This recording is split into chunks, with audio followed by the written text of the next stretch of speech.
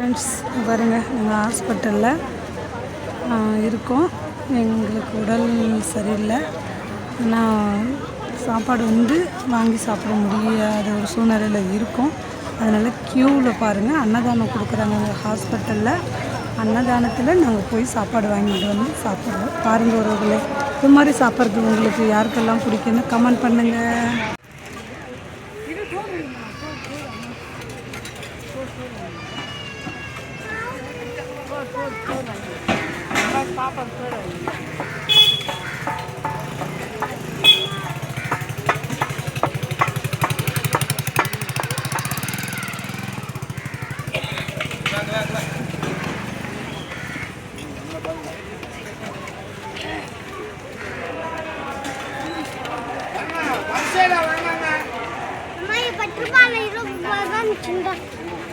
அந்த உண்டியில் போய் அவங்கக்கிட்ட கேட்டுட்டு போடு எங்கே காசு போகிறதுன்னு கேளு.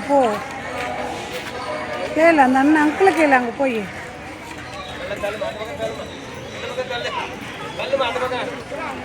கேளு, அவங்கள கேளு.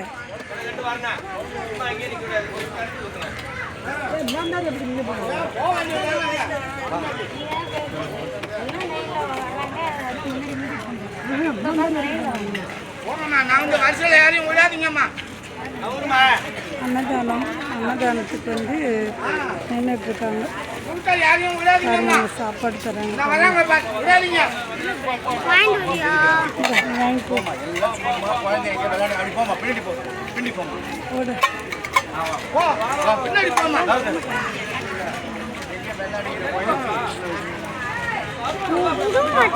வருவாங்கடி, போ. வரலன்னா நீ என்கிட்ட சொல்லு, நான் ஃபோட்டோ எடுத்து போக பாரு. போப்பா, வரலன்னா என்கிட்ட சொல்லுப்பா. போப்பா, நீ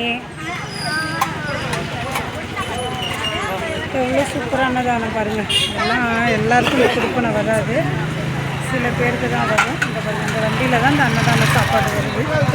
டெய்லி கரெக்டாக 12 மணி ஆயிடுச்சுன்னா டான்னு வந்துடுது. ஓகே ஃப்ரெண்ட்ஸ், இது மாதிரி உங்களுக்கு யாருன்னா உதவணும்னு நினச்சிங்கன்னா கண்டிப்பாக அன்னதானம் போடுங்க. இதை விட பெரிய சிறந்த தானம் எதுவுமே கிடையாது. பாருங்கள், லாஸ்ட் வரைக்கும் இருக்காங்க. சரிங்களா?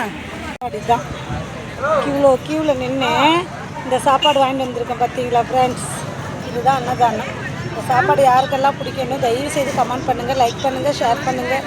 மறக்காமல் பெல் பட்டனையும் கொஞ்சம் கிளிக் பண்ணிக்கிங்க.